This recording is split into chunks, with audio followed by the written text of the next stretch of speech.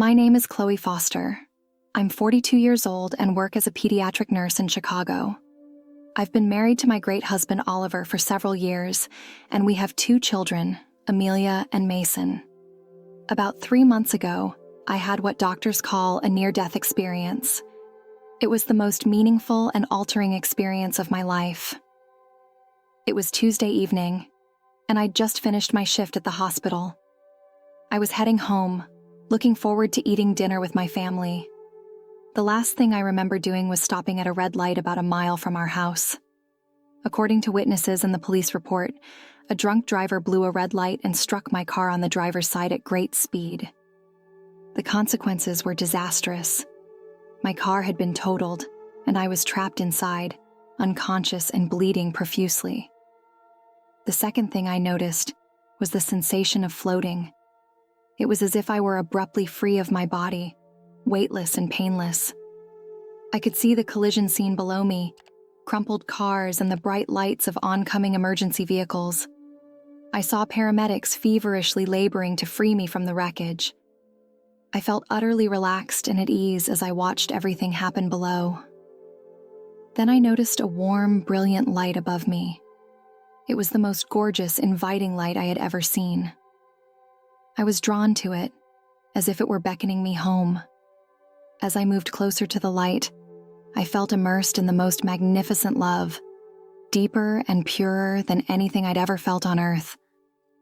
It was overwhelming, but in the greatest manner conceivable. Then I saw him, Jesus. He was there, greeting me with open arms. His presence was quite real, so bright. He smiled at me with kindness and sympathy. For the first time, I felt as if I was looking at him directly. That's difficult to put into words how beautiful that was. I felt absolutely recognized and adored. My defects, my mistakes, none of them mattered. I was home. Jesus embraced me, and I grasped the depths of his love for me in a manner I hadn't before. Jesus began to talk with me. His voice was soothing but authoritative. He replied, "My precious child, I have so much to show you. Come and see what I've planned for you and those who believe in me." He grabbed my hand, and we were immediately soaring across the most breathtaking scenery I'd ever seen. We passed through clouds that sparkled like gold and silver. I witnessed breathtakingly beautiful mountains and valleys loaded with flowers and colors I had no idea existed. There were crystal-clear rivers and waterfalls that appeared to be composed of living light. It sounds like a utopia beyond description. It really was. And, as breathtaking as the natural beauty was, it paled in contrast to what Jesus showed me next. We arrived at this vast, bright city. It was unlike anything I'd ever seen on Earth, so large, detailed, and flawless in every detail.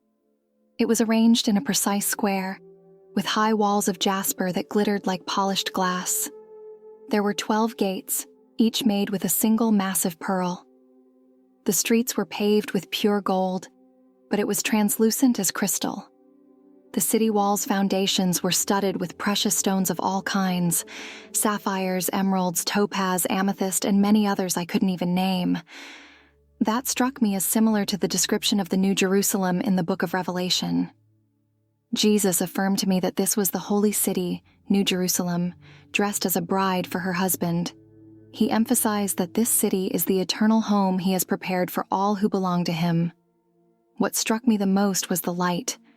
Everything was lighted by a brilliant golden radiance, but I couldn't see the sun or any artificial light sources. Jesus told me that the glory of God himself was the city's light. There was no darkness or shadows, only pure, warm, inviting light everywhere. Jesus escorted me through one of the pearly gates, and I was immediately taken aback by the grandeur and majesty there. The first thing I noticed was this large boulevard flowing through, the heart of the city. It was like a main street, but more beautiful than you could imagine. There was a crystal-clear river running down the center of the street. Jesus informed me that it was the river of the water of life. On either side of the river were the most magnificent trees I'd ever seen. The tree of life, which bore 12 different types of fruit. The tree's leaves were meant to heal the nations. This corresponds pretty closely to biblical descriptions of heaven. He escorted me to what he termed the Father's house. It was a massive, majestic structure, but calling it a house does not do it justice. It was more like a massive palace complex that stretched as far as I could see in all directions. The building was unlike anything I'd seen before. It was both familiar and completely strange. There were tall towers, huge courtyards, and numerous rooms and halls. Everything was built with the most precious materials: gold, platinum, crystal, and rare gemstones. But what struck me the most was how welcoming and comfortable it seemed. This was not some frigid, pompous display of money.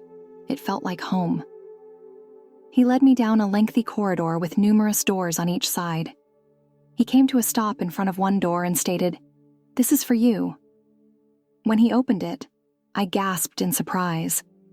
It was the most stunning room, or perhaps suite is a better word, that I could have imagined. Everything about it was precisely customized to my preferences and personality. The hues, the furniture, the artwork on the walls, it all felt both familiar and more magnificent than anything I could have done myself. He told me that his Father's house has many dwelling places, and that he has gone to prepare a space for every one of his disciples.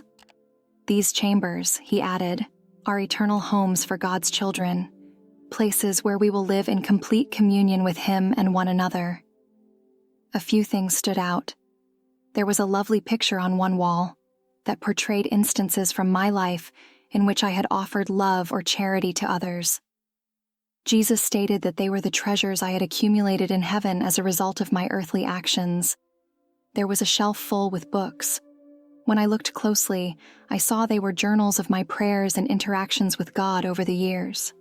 Jesus said that every speech spoken to the Father in faith was valuable and cherished. It seemed that every element was highly personal and important. There was even a case displaying what appeared to be medals or awards. Jesus emphasized that these were prizes for being faithful and obeying in various facets of my life. He underlined that, while all believers are equally loved and welcomed in heaven, there are different levels of reward depending on how we spend our lives on earth. Yes, he escorted me to this enormous hall known as the banquet room.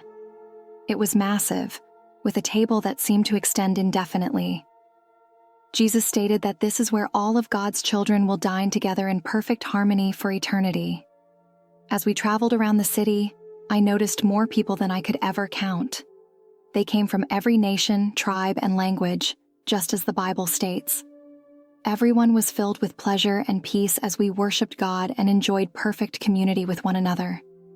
I saw my grandmother, who died while I was a teenager. She appeared so young and lively. I also ran upon a friend from college who had perished in a vehicle accident. They both welcomed me and expressed their excitement for me to join them eventually. But it wasn't my time yet. He did. He explained that he was showing me what awaits people who place their trust in him. He urged me to share this hope with others, to show them that there is so much more than this earthly life. He gazed at me with such affection that he said, "I am so proud of you. You have been faithful with what I've entrusted to you. Continue to love others and point them to me. Your reward in heaven will be great." I experienced an indescribable sense of joy and calm. All of my worries and fears melted away in his presence. I knew without a doubt that I was loved, that I had a purpose, and that the best was still ahead. Jesus glanced at me and said, "It's not your time yet. You have more work to do for me on earth. Remember what you've seen and share it with others." He then embraced me once more. And then I felt myself being yanked back. The next thing I knew, I was experiencing extreme agony and brilliant lights. I could hear voices around me, both urgent and eager.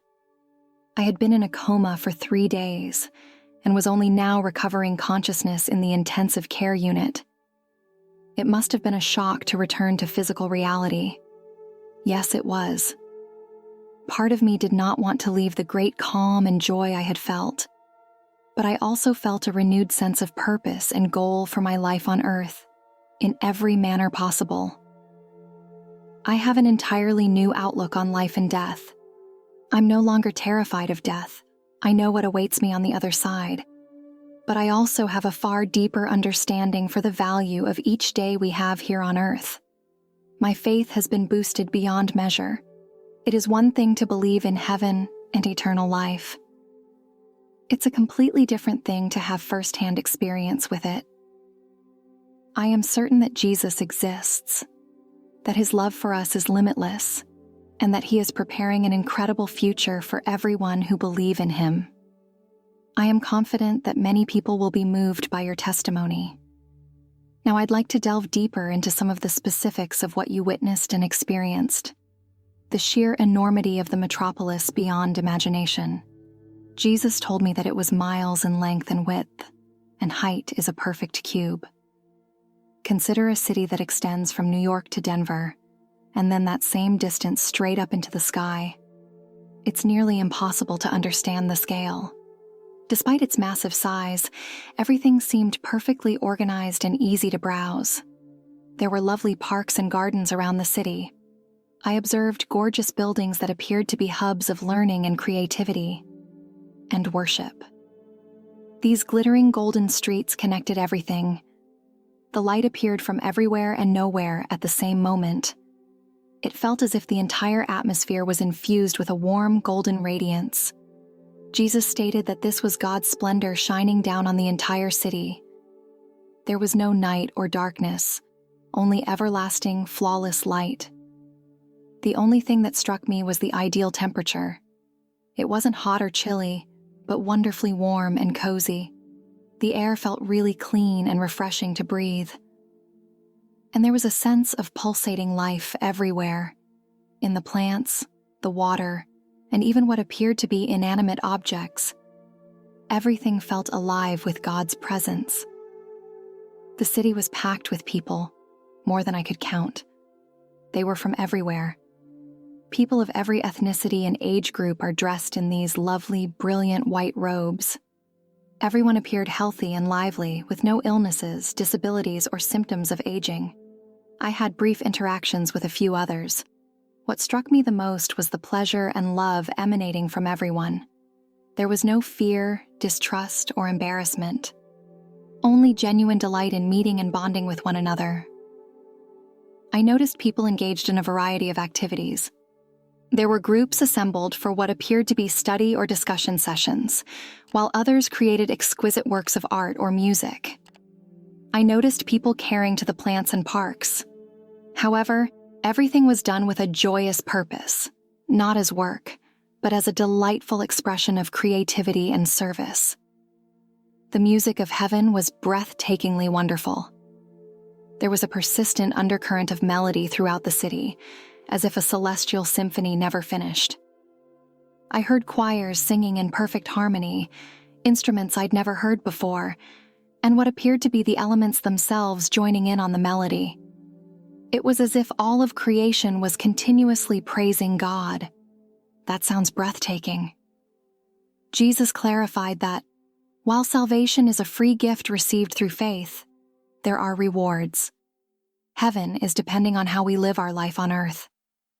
He showed me what appeared to be a ceremony in which believers received crowns and other awards from him. Surprisingly, everyone who got these benefits promptly returned them to Jesus' feet in worship, recognizing that any good in them was due to him. He underlined that it's not about large public acts of piety, but rather tiny, often invisible acts of love, kindness, and loyalty. He showed me scenes of individuals being rewarded for things like patiently caring for a sick family member, silently giving to those in need without being noticed, and keeping loyal in prayer even when nothing seemed to be happening. Time appeared to function differently there. It did not feel as linear as it does here on Earth. There was no sense of haste or rush, but also no boredom or lost time. Jesus explained that in eternity, we will have infinite time to explore, study, create, and grow in our relationships with God and one another.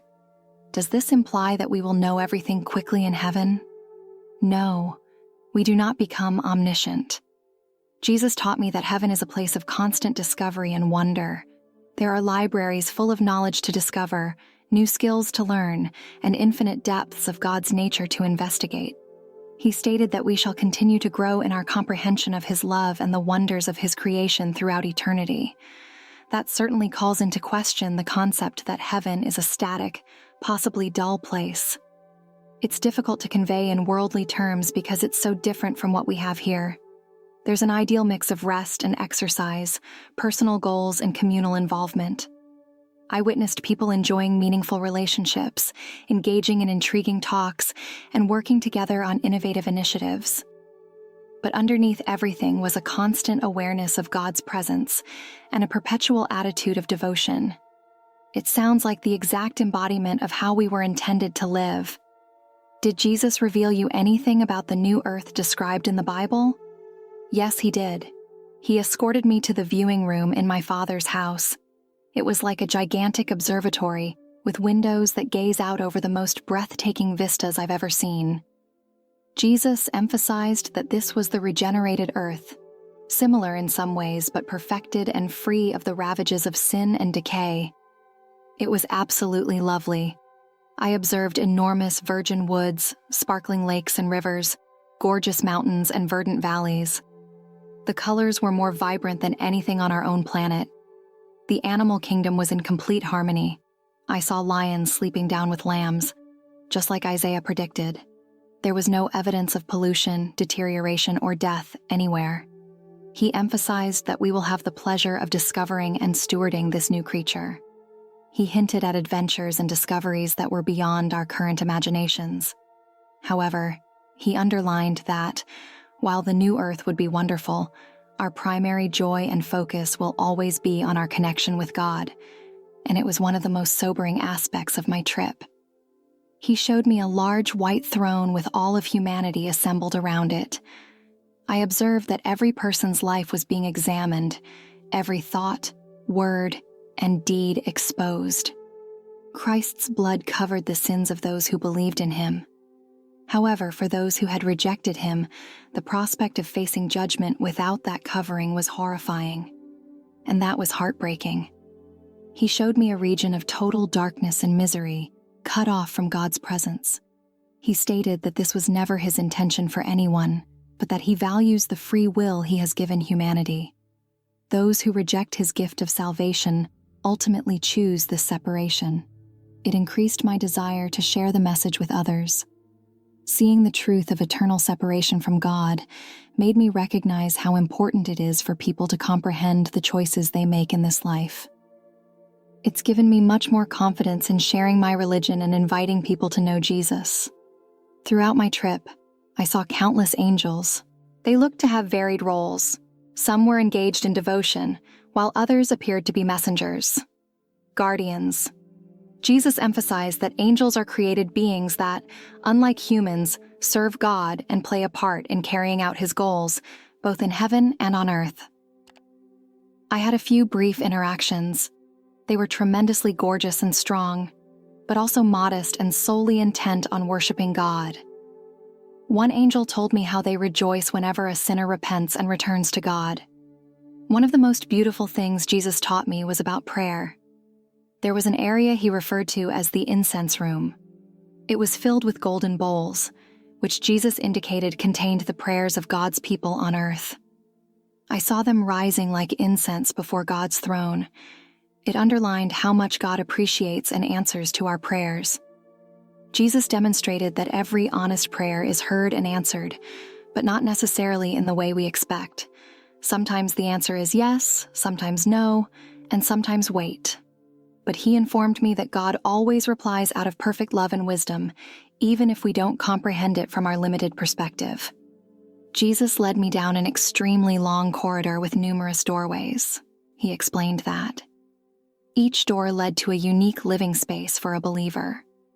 When He opened the door to my room, I was astounded at how accurately it reflected my personality and the things that make me happy. It was big and well lit. My favored colors were delicate blues and greens. There was a nice reading nook with shelves full of books. I noticed a piano, other musical instruments, art tools, and a telescope for stargazing. Everything I loved was there, but it had been refined beyond my wildest dreams. He said that he knows each of us personally and creates these locations to exactly mirror our distinct personalities and heart's desires. However, he also stated that the rooms grow and alter as we progress in our relationship with him. They're not static locations, but rather dynamic expressions of our continuing relationship with God. Jesus did show me a few more rooms briefly. Each one was totally distinctive. One glanced. One seems like a massive library, while the other feels like an artist's studio with breathtaking vistas. He stated that in paradise, we will be able to explore and develop all of the gifts and interests he has given us without any constraints. He had a spot called the Watchtower, from which I could watch what was happening on Earth. What struck me was how different everything appeared. From heaven's perspective, things that looked to be extremely important on Earth were frequently rendered unimportant, while simple acts of faith and love shone brightly. Jesus demonstrated to me that God is intimately involved in human affairs, carrying out his goals even via situations that appear chaotic or meaningless to us. He underlined that God's ultimate plan is for redemption and restoration, and that every event on earth contributes to that end aim.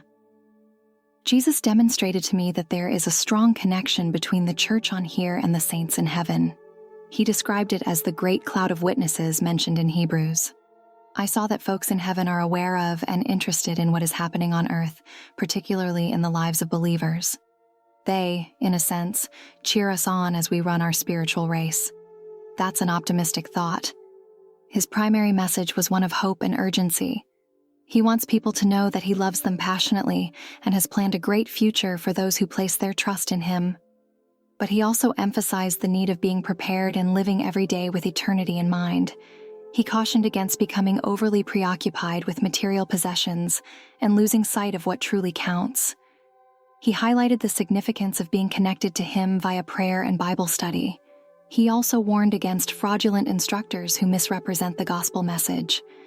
These are crucial reminders. I find myself much more focused on what is genuinely important.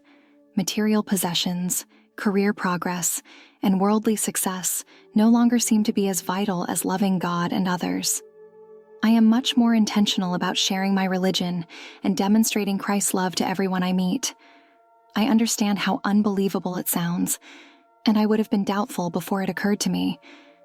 But I know what happened, and I feel driven to express it, regardless of what others may think. To anyone who deny the veracity of my experience, I urge you to examine the evidence, not just my narrative, but the countless identical reports from people all over the world who have experienced near-death experiences. While the details may differ, there is surprising uniformity in what people report seeing and experiencing. The concept of Jesus creating a space for us, the emphasis on love and relationship with God, and the view of eternity as active and purposeful are all found in Scripture. But I believe my experience broadened my knowledge. For example, the concept of heaven as a place of ongoing growth and creativity is not always highlighted in conventional teachings, although it is absolutely consistent with God's essence as revealed in the Bible. Without a doubt, it reflects the truth and depth of God's love for us. Everything I saw in heaven, the beauty, the joy, the perfect peace, came from God's amazing love. And the great thing is that we don't have to wait till death to feel that love. It is available to us right now through our relationship with Jesus. I just wanted to stress how realistic and colorful it was. This was not a dream or hallucination. It was more real than anything I'd ever experienced in this life. And the love I felt, Jesus' all-encompassing, flawless love, has changed my life forever. I want everyone to know that they too can experience this love. Thank you for letting me share. My hope is that everyone who hears this will be inspired to pursue a closer connection with Jesus and to live with eternity in mind. Heaven exists. It is more magnificent than we can conceive, and it is open to all who place their faith in Christ.